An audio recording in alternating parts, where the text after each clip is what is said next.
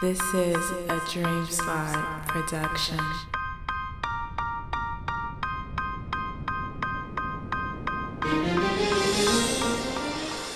Hey, what's up? It's your boy Wade D, aka Dream Slide, coming at you here from Pro Tools with like a little tutorial of sorts for this week's Sample Sunday.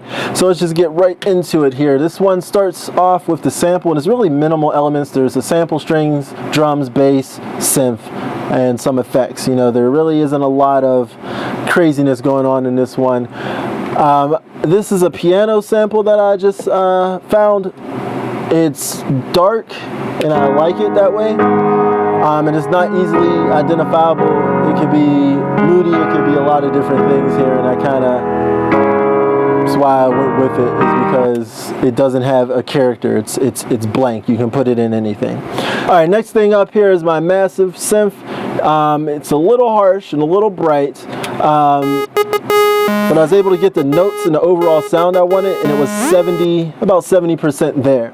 So because it's so bright, first thing I did is I throw a filter on it, go cut off around 4K, boosted the resonance a little bit. The little fat thing in the Avids, this is just a plain, comes with your DAW plug-in here, nothing fancy. The little fat thing, which helps with obviously the fatness, the thickness of it, is actually pretty useful. This is one of my favorite plugins of the Air series that just comes with Pro Tools, the vintage filter, and I use that to kind of thicken it. So if we do it and make it sit a little bit, so if we do it bypass, and then if we turn it on, you know, it makes it less harsh. It still gives it the overall character and sound, and you know, it makes it sit a little better. You know, it gets it about 90% of the way there. So next that I have on here is the Kramer tape saturator, delay, whatever you want to use it for. This thing actually is pretty beastie, and I bought the Kramer plugin series, and this came with it, or it was like so much to add it on, and I was like, sure, why not? But the thing with this is this does a lot more than just saturation. What I have going on here is a little bit of slap delay, a little bit of filtering, added some tape noise, and this whole wow flutter thing. So we'll just do it before and after, you know. Alright, that's bypass. Alright, it gives it space, a little bit of slap to kind of thicken it a little bit. And the last thing I did is I did a bus for my Echo Boy, which is by far, this will be my bus delay for this song. Echo Boy, by far, like if everything was to crash and I was to get my first plugin, what was the first thing I buy that I know I would use everything? It's going to be Echo Boy. It's going to be Pro Q by FabFilter. Echo Boy, of course, is from Sound Toys. So with Echo Boy on, it's about a quarter delay. Helps it give it bounce. It gives it bounce to sit with the rest of the track and keep going here. On the sample itself, I really just have some reverb and some EQ, nothing fancy. Alright, builds up, nice and dark, can go anywhere. Alright, this could be, you know, I could go trap if I want to, I could go pop if I want to. I like my intros to not give away completely what's going to happen. Leave it up to the artist and make everything their decision, you know. So moving on, some other points of the song that I liked. The drums themselves are pretty straightforward. I don't actually have a lot of changes in these drums. Whenever I'm playing drums for you guys, in most of my songs, they all start with things I can actually play majority of in one pass, you know. Sometimes you want to get intricate and be like, okay, I want my hi-hat quarter, quarter, quarter, da, da, da, da, and then you want to do the note repeats. But most of the times when you hear my drums that I do with machine, it's all based off of things I can do live. So I think this one,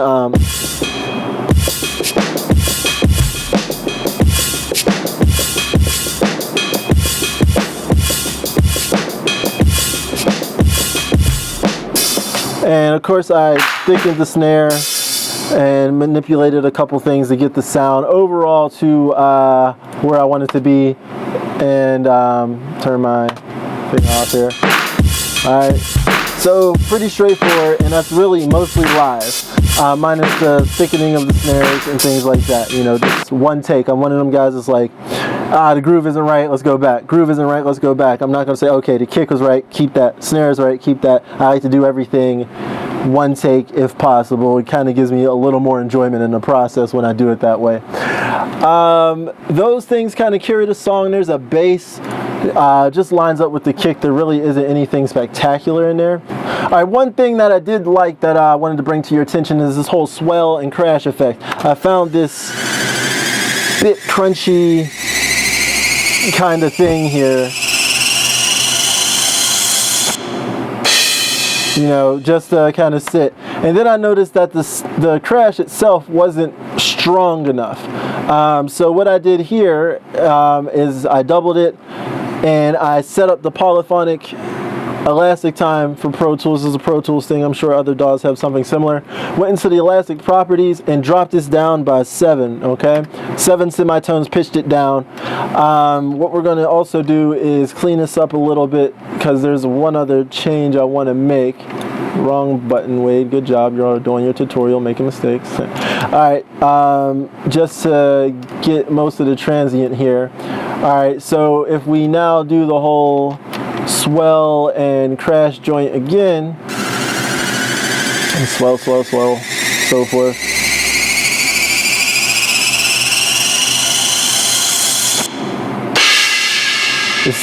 It's thicker. The lower one accents the higher one well, and it makes it sit a little more, gives a little more punch. I kind of want to move it a bit. What I'll probably do, and I do this sometimes, is we'll take that and we'll drag it, and we're going to see how that sounds along with this, because it sounds a little off.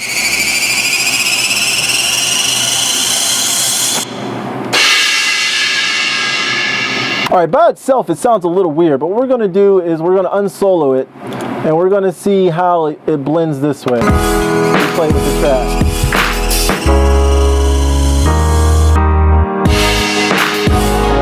And it thickens up. So, which brings us to the next point, the hook. I did 2 takes of strings, and I decided the second one I didn't like. So what I did here is, if we listen to my hook without the strings, so without the strings, which is just this, like I said, you should always do MIDI tracks with your audio tracks in case you want to use the notes and reprint them to something else. So here's my hook, or if we even do that swell a little bit. Alright, so this is the hook, bass, synth, drums. It's cool, right? You know, it's vibing, but it doesn't sound hook-ish. So I wanted to add an element that's not going to have too much melody, because you never know if they're going to have a singer or if this is going to be an R&B track and they don't want your melodies to interfere.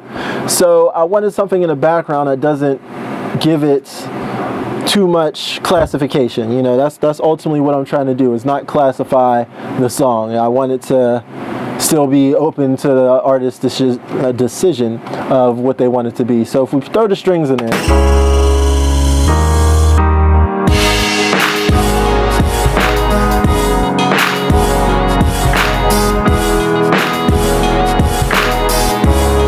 Alright, strings beef it up. Now it kind of sounds like, oh, it's the chorus. You know, outside of the crash, there's not much indication.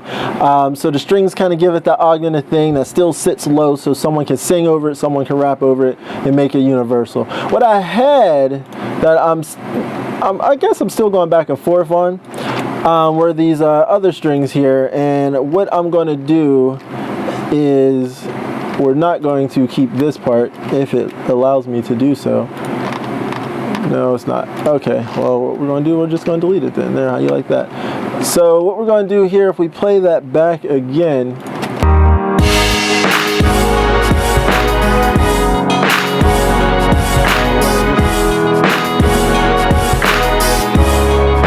you know, I kind of went overboard with it, and I'm trying to watch myself on the whole overproduction. So if I was to redo this and say it was like going to be a commercial kind of joint, you know, and they wanted like a big climaxy crescendo thing at the end of it, that I probably would put back in and save it for a final chorus, you know, just to help the song build and climb. As I look through this, I really think that's it. It all kind of sits and vibes pretty nice. I wanted to try my best to keep this as short as possible for you guys, so you can just see some of my process, some of the plugins I use, some of the issues I may encounter, and go from there and take what you want and ask questions. You know, I do this for you guys. You know, so if you need tutorials of how to do certain things in Machine or certain things in Pro Tools, leave a comment down below, and I'll be more than happy to address it. But that's pretty much it. Once again, it's your boy Wade D, aka Dream Slide.